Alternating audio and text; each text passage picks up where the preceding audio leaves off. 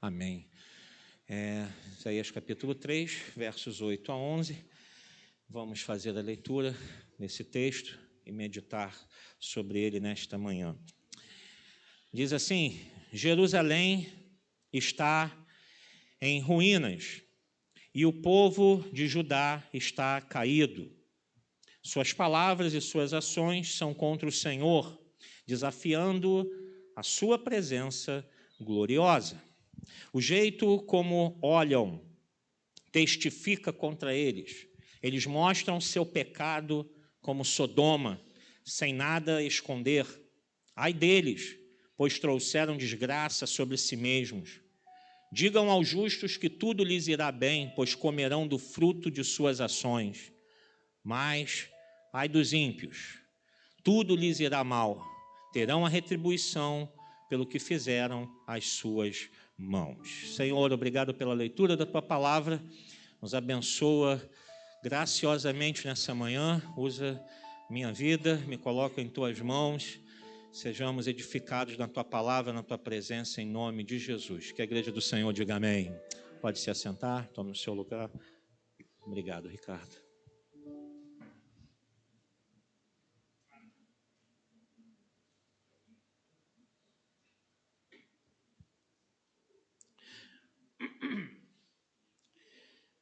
Isaías, ele se levanta, um sacerdote, que se levanta com a palavra profética à nação de Israel, ao povo de Judá, a Jerusalém, que vivia um momento tenebroso na sua vida espiritual. E isso muito se assemelha ao quadro da igreja no Ocidente. É um quadro lamentável. A igreja nos Estados Unidos está morta. Numa das refeições, estava na mesa lá no retiro, o bispo Walter sentou-se comigo. Ele falava: olha, as últimas vezes que eu visitei igrejas nos Estados Unidos, a igreja está morta, não tem vida. É um culto cerimonial, é uma liturgia religiosa, uma coisa vazia, não tem o fervor, não tem a presença do Espírito Santo. Na Europa, as igrejas se tornaram shoppings, academias de ginástica.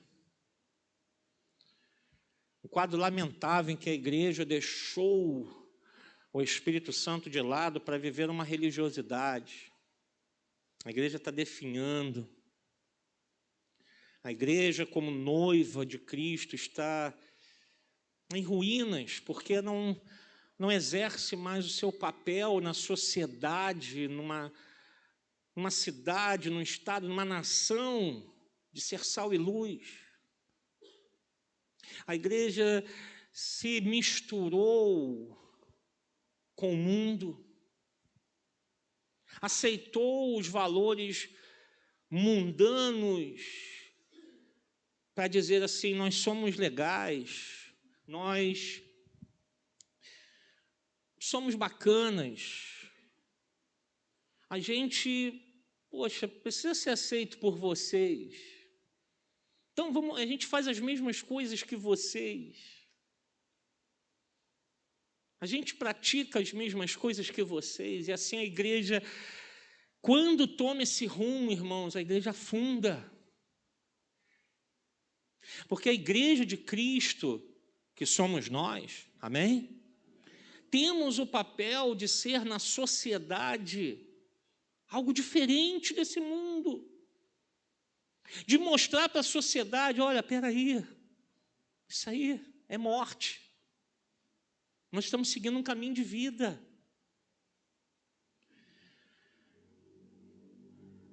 A igreja está caída, irmão, diante de poderes e do mundo. Claro, quando eu falo assim, a igreja, eu estou falando um cenário maior, né? Claro, irmãos, que a focos, que há igrejas que vão muito bem, graças a Deus, que estão buscando, isso independente de denominação. Claro que nos Estados Unidos tem igrejas que ainda estão lutando pela santificação, pela consagração, por valores cristãos. Há igrejas na Europa também lutando, mas não é um cenário global. A igreja se prostrou diante de poderes, diante desse mundo. A gente está vendo um pouco isso aqui no Brasil. A igreja se rendendo a poderes do mundo. A gente quer evitar de falar de política, de eleição, mas é inevitável você ver que, às vezes, há igrejas e líderes que falam assim, não, irmãos, nós precisamos de fulano de tal neste cargo.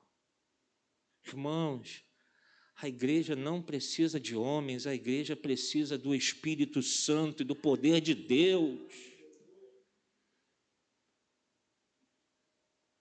A igreja não precisou que Deus tirasse o imperador romano, a igreja prevaleceu debaixo de perseguição em Roma.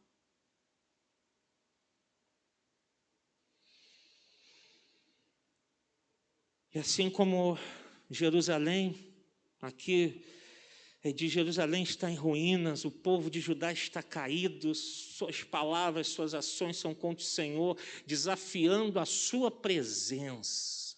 E essa frase me chamou muita atenção. Eles estão desafiando a sua presença. Vidas mundanas, pecaminosas, testificam contra o Senhor. Testificam contra Deus e desafiam Deus. Porque essa palavra, Isaías não estava falando da parte de Deus para o mundo, para os gentios, para povos pagãos, ele estava falando para o povo de Deus. Ele estava falando para o povo eleito,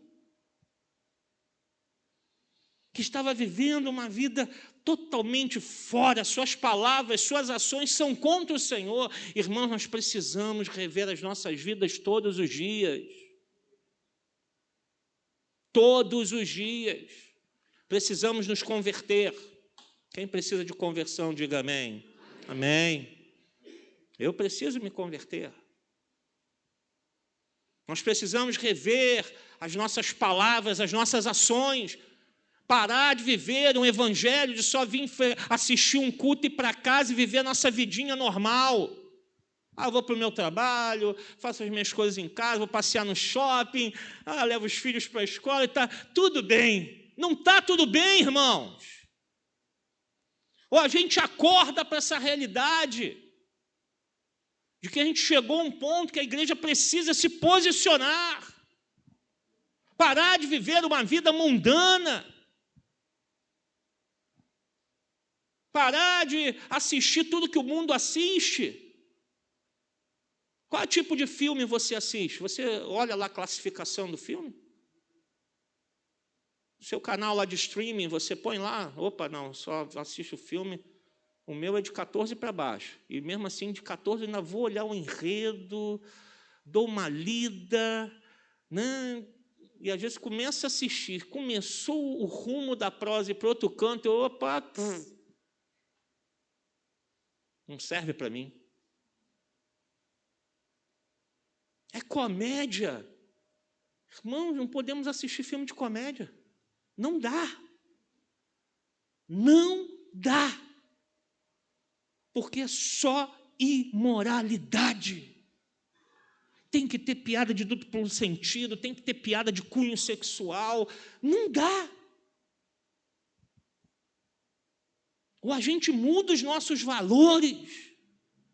Falar, não, isso aí eu não posso assistir. Não dá.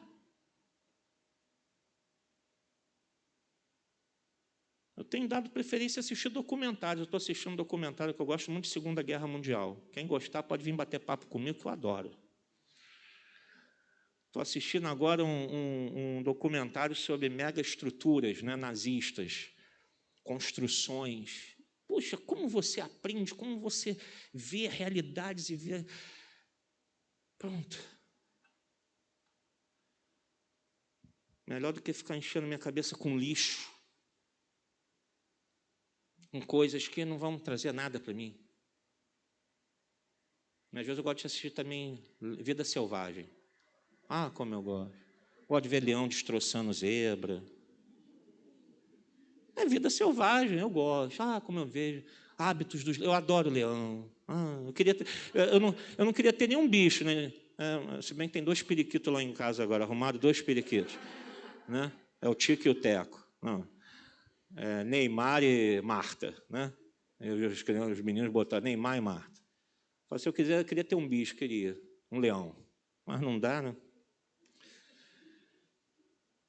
Aí vou ver hábitos dos animais. Porque está difícil assistir uma coisa na televisão ou num canal de streaming. Até os desenhos animados, irmão, não dá para assistir Buzz Lightyear.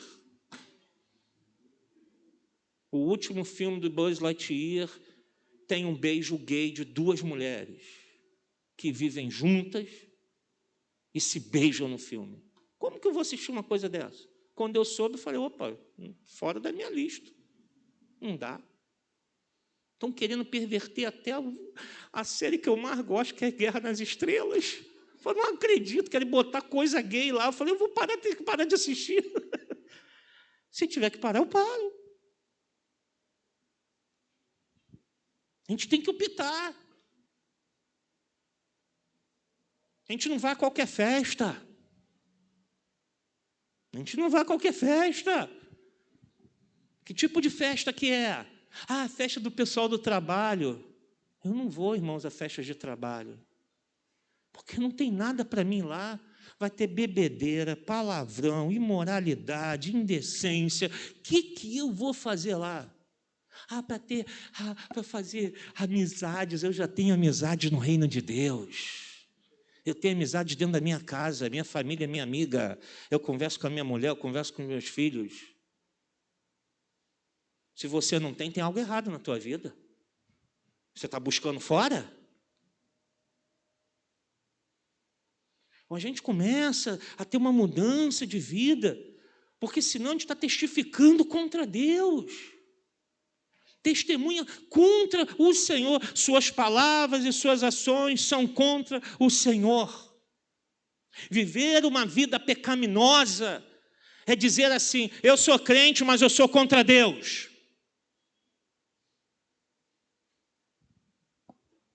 É o que a Bíblia está dizendo. Suas palavras, suas ações são contra o Senhor. Vocês estão vivendo uma vida imoral. Falar palavrão porque está nervoso. Porque eu não fico nervoso, eu não consigo segurar. Você precisa se converter. Você converter tua língua. Você falar, chega. Não, isso não vai fazer parte do meu vocabulário, não. Posso ficar nervoso, mas não, nervosa, mas não vai sair palavrão, não. Que história é essa? Meus lábios são a boca de Deus, tem que sair coisa boa para abençoar. Mas o que Isaías fala aqui, irmãos, no final do versículo 8, essas palavras, essas ações desafiam sua presença gloriosa. Você tem desafiado a Deus? Você está desafiando Deus na tua vida? Eu não, pastor. Não, volta para o texto. Volta lá, irmão. Olha para a Bíblia aí, por favor. Vamos ler o 8 de novo. Jerusalém está em ruínas, o povo de Judá está caído. Agora, preste atenção. Suas palavras, suas ações são contra o Senhor. E o que mais? Desafiando a sua presença gloriosa. Você entende que quando a gente vive pecado, a gente está desafiando Deus, está falando, olha só, te desafio, eu vou fazer o que eu quero, vou fazer diferente contra a tua palavra, contra a tua lei. A gente está montando um desafio com Deus. E Deus se levantou aqui para dizer, está me desafiando, então eu vou julgar vocês. E a gente sabe o fim que teve. Jerusalém caiu no ano de 486 a.C. Foi desolada, destruída. Porque viver uma vida de pecado é ignorar que o santo reina. Irmãos, independente de qualquer coisa que aconteça, Deus reina sobre tudo e sobre todos. E quando a gente não reconhece a soberania, o governo, o reinado de Deus, a gente está desafiando Ele. Por isso eu preciso me converter. Por isso eu preciso rever a minha vida, porque eu tenho que reconhecer que Ele governa tudo. Ou eu me submeto ao seu governo, ou então serei um desafiador de Deus. Há pessoas que falam como se Deus não estivesse presente. Irmãos, Deus está presente nas nossas conversas mais íntimas. Cada palavra que a gente fala, Deus está presente. Mais ainda, baseado em Salmo 139, antes que a palavra chegue à minha boca, Deus já a conhece.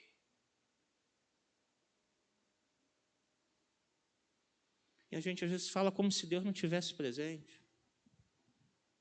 Como se Deus não reinasse na situação. Te age de forma pecaminosa, age como se o poderoso, o todo-poderoso, não estivesse vendo a nossa vida, não estivesse vendo o que a gente faz com naturalidade, achando, tudo bem, é normal. Sabe o que está faltando no nosso coração e na igreja?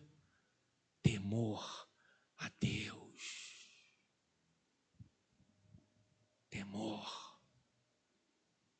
Porque se o nosso coração fosse cheio de temor, a gente ia pensar, peraí, eu não posso fazer isso, não posso falar aquilo, peraí.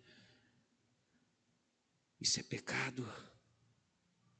Eu vou desagradar o Espírito Santo. Mas nós não estamos vendo uma igreja que está vivendo sem temor a Deus. Vale tudo. Vale tudo. Vale moralidade, vale mentira. Tem gente que mente. Mas mente de maneira deslavada, como se fosse algo tão natural. E às vezes eu me pergunto, onde está o temor de falar tamanha mentira, como se fosse natural?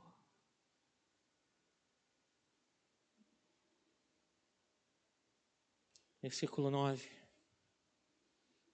O jeito como olham testifica contra eles, até o olhar desse povo incomodava o Espírito Santo. Eles mostram seu pecado como Sodoma, sem nada esconder. A igreja se orgulha de defender agendas satânicas, ideologias. Meu Deus, a gente está vendo crente defendendo a agenda LGBT. Irmãos, os jovens da nossa sociedade estão pervertidos. Ontem, o Pedro Henrique organizou um torneio de vôlei, eu fui levá-lo pela manhã, cedo, e levou mais duas pessoas para ajudar, né? E à noite eu fiquei sabendo, era um menino, uma menina, né? Aí entraram, levei eles lá, deixei eles lá e tal. E à noite eu fiquei sabendo que o menino era menina. Que trocou até de nome. Trocou de nome. Não é mais chamado pelo nome de nascimento feminino, já tem um nome masculino. Como um crente defende uma coisa dessa, irmãos, que vai contra a Escritura Sagrada? Como um crente pode temer a Deus e dizer que aborto é algo bom, que deve ser política pública de saúde? Isso é assassinato. A Bíblia deixa claro que desde a concepção já tem vida. E quem dá vida é Deus. É inaceitável. Inaceitável. E a igreja está batendo no peito, se orgulhando. Eu estou defendendo isso. A igreja se orgulha de adultérios. Casa, separa, casa com outro, separa, casa com outro. Como se fosse uma coisa normal. Tem gente que tu já nem sabe, mas e eu estou falando isso dentro das igrejas, tá? Tem gente que você encontra uma época, já estou no segundo casamento, aí tu passa um tempo, encontra de novo, já está no quarto casamento, quinto casamento, fala, meu Deus, o cara não para. E sempre bota aquela capa, né, de que foi Deus. Ah, Deus me deu. Agora sim, agora vai. A igreja se orgulha disso, irmãos, é motivo de lamento da nossa parte. A gente tem que chorar por isso, porque a igreja está mostrando o pecado como Sodoma, não esconde mais, fala abertamente e se orgulha disso. Se orgulha do que está fazendo.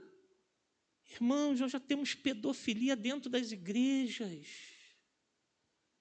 Como a gente vai se alegrar com uma coisa dessa, de ver crianças sendo molestadas dentro da casa de Deus?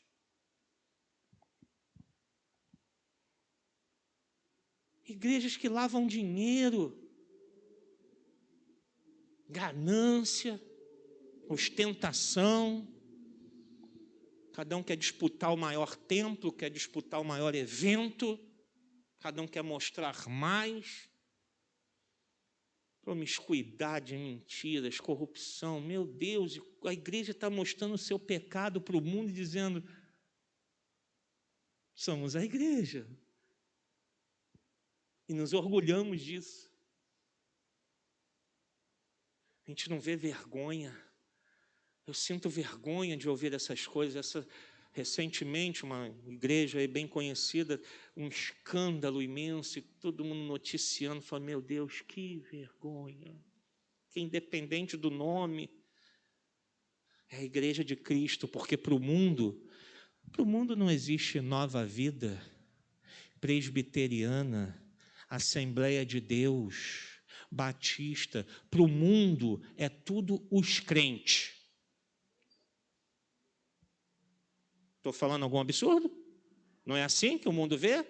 Os crentes. Ainda fala sem conjugação, né? Os crentes. É assim. Não interessa qual é a tua igreja. Tu é crente. Acabou. Se tu é da igreja A, B ou C, falar, o que aconteceu? Ah, mas isso é outra igreja. Ah, os crentes. Os crentes. Os crentes estão demais. Os crentes estão bebendo, os crentes vão para o carnaval. O mundo não fala assim? O mundo está falando isso da igreja, irmãos. Que vergonha para nós, como igreja de Cristo. Porque não importa se está acontecendo na casa do vizinho. Está atingindo a nossa. E se a gente fizer isso, a gente atinge outros. Não tem vergonha, não há mais arrependimento. O que está faltando na igreja é conversão. A gente não precisa de políticos, governantes, evangélicos e não sei o que. A gente precisa que a igreja se converta. Porque se a igreja se converter, a gente vai causar um grande impacto nessa nação, que é um impacto de santidade. Que a gente vai dizer, opa, a gente não joga o jogo do mundo, a gente joga o jogo do joelho no chão, da consagração, da mudança de vida. É esse o jogo que a gente joga. E esse jogo vai respingar lá no ambiente de trabalho, na faculdade, na escola, na família, na vizinhança, dentro da igreja. Tiago vai dizer o quê? Qual a origem, né, das guerras e contendas entre vós? Vocês têm guerras e contendas. Por que tem tanta contenda, guerra, briguinha dentro da igreja? Por quê? Por causa do nosso coração que não se converte. É isso. A gente quer impor a nossa vontade, a gente não quer abrir mão, a gente não quer exercitar o amor, a gente não quer perdoar, a gente não quer andar a segunda milha e por aí vai. E aí, irmãos, as guerras e contendas surgem, a gente chega lá fora e ainda se orgulha disso, conta na mesa de almoço, fala dentro de casa, conta para os amigos que são incrédulos. E a gente se orgulha como Sodoma. Você entende porque a mão de Deus veio sobre aquela nação? Que a gente tem que temer que Deus pode trazer juízo sobre a sua igreja. Finalzinho do versículo 9 diz: ai deles, pois trouxeram desgraça sobre si mesmos. Meus irmãos, acobertar, omitir o pecado é desgraça. Se você vê o seu irmão pecando, o que a Bíblia orienta a fazer? Chama ele, senta com ele e fala: meu irmão, vamos conversar aqui. Você está fazendo isso? Isso desagrada a Deus, deixa eu te ajudar. Vamos orar juntos. Mas tem gente que se cala. E ao invés de ajudar o irmão, vai para os cantinhos, fica falando mal do irmão, criticando ele. Estende a tua mão e tira o teu irmão daquele pecado. Se ele não te ouvia, você fez o teu papel. Mas quem encobre o pecado na sua vida é desgraça que traz sobre si, irmãos. A gente tem que andar diante de Deus com o coração limpo, mãos puras. Nossa vida tem que ser um livro aberto na presença de Deus. E sofre não só a pessoa, né? Sofre a pessoa, porque se você vai vivendo uma vida de pecado, você vai trazer desgraça sobre a tua vida. Vai sofrer a tua família e sofre o nome de Cristo. Sofre o nome de Cristo. Isso que é o pior. Que a gente vê a igreja vivendo uma vida completamente contrária às Escrituras e fala: meu Deus, é o nome de Jesus. É o nome de Jesus que está sendo desonrado. Mas, irmãos, o preço vem. A cobrança vai chegar um dia, o salário será pago. Ai deles. Ai deles. Ai daquele que tem se posicionado contra as Escrituras, contra uma vida de entrega, de consagração ao Senhor, e achando que o pecado é bom, vamos curtir a vida, vamos aproveitar. Ai deles. Porque o salário vai chegar. O preço vai ser cobrado, porque Deus não deixa passar. Deus não deixa. Finalizando, versos 10 e 11. Digam aos justos que tudo lhes irá bem. Graças a Deus por isso. Você pode dizer amém? Amém. Aos justos tudo lhes irá bem. Quem é justo, diga amém. Somos justificados por Cristo, amém? Onde eu estou, pois comerão do fruto de suas ações. Olha que coisa maravilhosa, irmãos. Mas ai dos ímpios, tudo lhes irá mal. Quem são esses ímpios? O mundo sem Deus? Quem são esses ímpios? Quem? Os pecadores dentro da igreja. No caso aqui, estava falando para os moradores de Jerusalém, o povo de Deus, seus ímpios, que a gente gosta de chamar o povo lá fora de ímpio, né? Ah, ele não tem Jesus, é ímpio, né?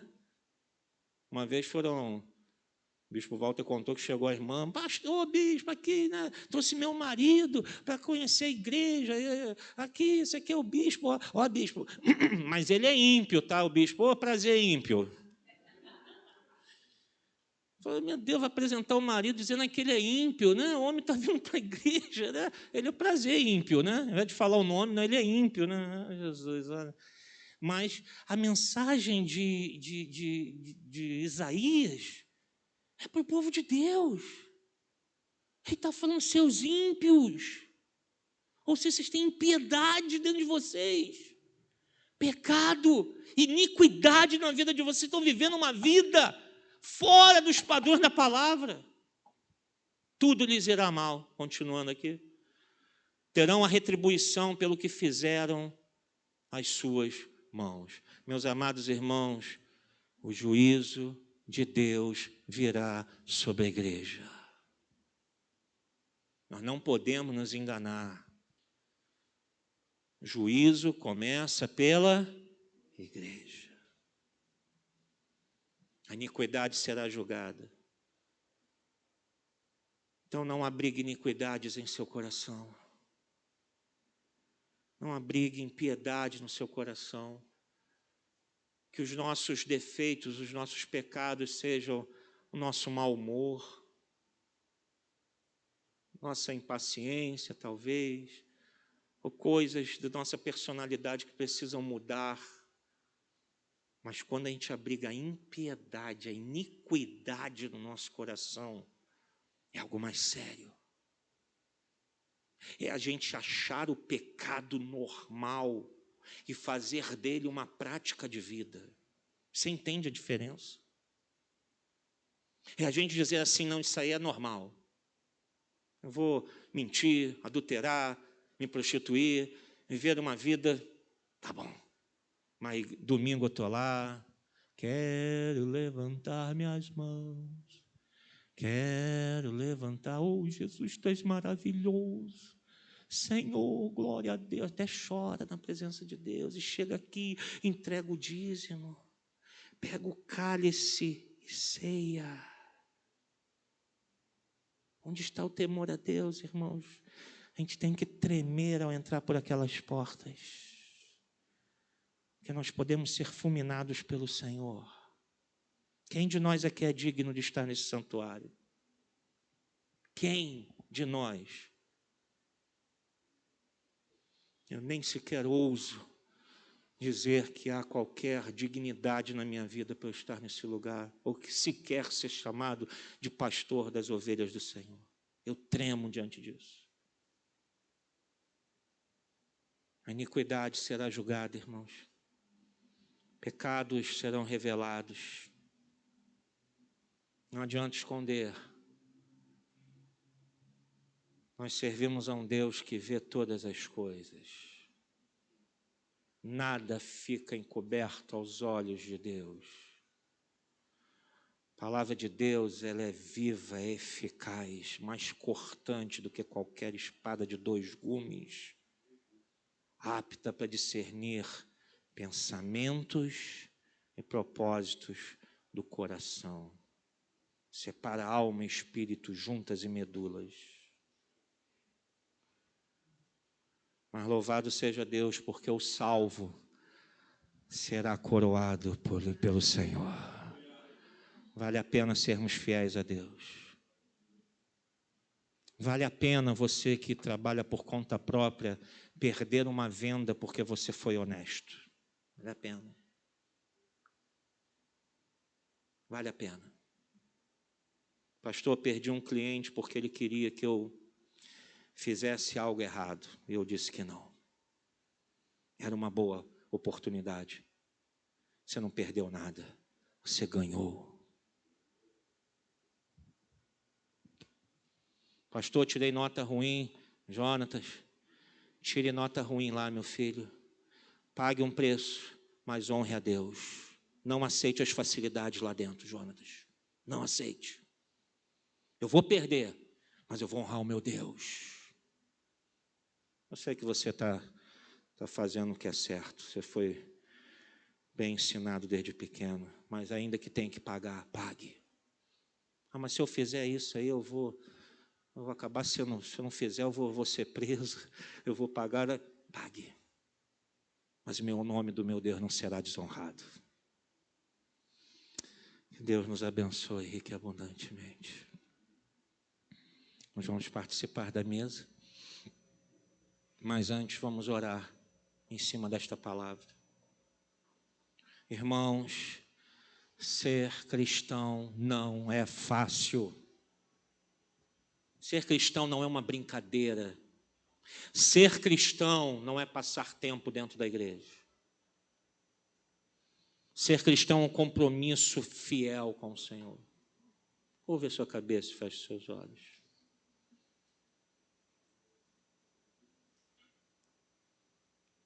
E nessa manhã, essa palavra vem nos desafiar, para que a gente não desafie Deus. A palavra precisa nos desafiar para a gente não desafiar Deus com as nossas ações, com as nossas palavras, com o nosso modo de vida.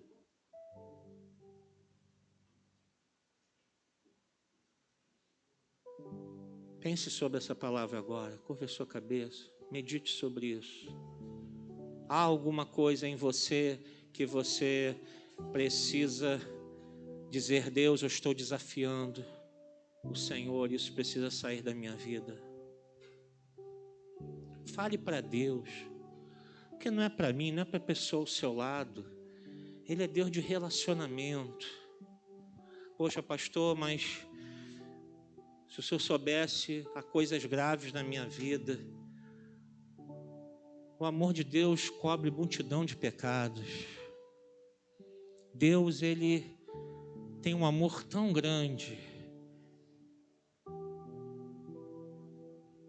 que Ele está pronto para perdoar você, desde que você se arrependa. Mas precisa se arrepender, precisa ter o coração de dizer: eu não quero mais isso. A igreja não é lugar dos perfeitos, gente. Dos que são, eu faço tudo certinho. Não fazemos não, nós somos falhos. Nós somos aqui um grupo de pecadores, todos carentes de Deus, cada um de nós. Você acha que eu estou aqui, que eu sou melhor do que você? Quisera eu não estar pregando isso agora, porque eu preciso ouvir isso também. Eu sou um pecador. Mas o que não pode faltar no nosso coração é o arrependimento, irmãos.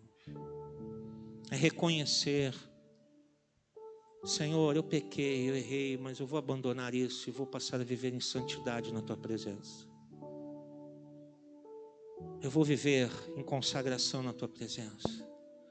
Hoje você pode colocar um ponto final nessa história de pecado, de iniquidade, de impiedade, e começar um novo parágrafo, uma nova história, que não é você ou eu que vamos escrever, mas é o Espírito Santo.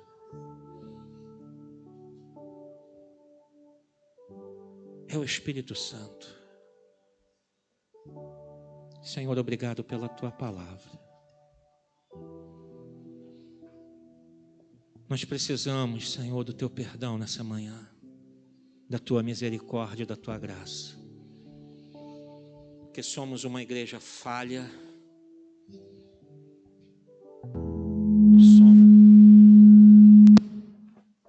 somos pecadores, somos indignos de estar aqui nesse lugar. Perdoa os nossos pecados. Tira todo resquício, menor sinal de impiedade, de iniquidade do nosso coração. Espírito Santo, queima com Teu fogo. Purifica as nossas almas nessa manhã no fogo. Refina-nos, limpa-nos, porque nós queremos herdar a herança dos justos. Nós queremos, Senhor, chegar na Tua glória, tendo a certeza de ter combatido o bom combate, ter completado a carreira e ter mantido a fé inabalável nas Escrituras sagradas, no poder de Deus em Cristo Jesus, nosso Senhor e Salvador. Que a Tua palavra fique em nosso coração, em nome de Jesus. Amém e amém.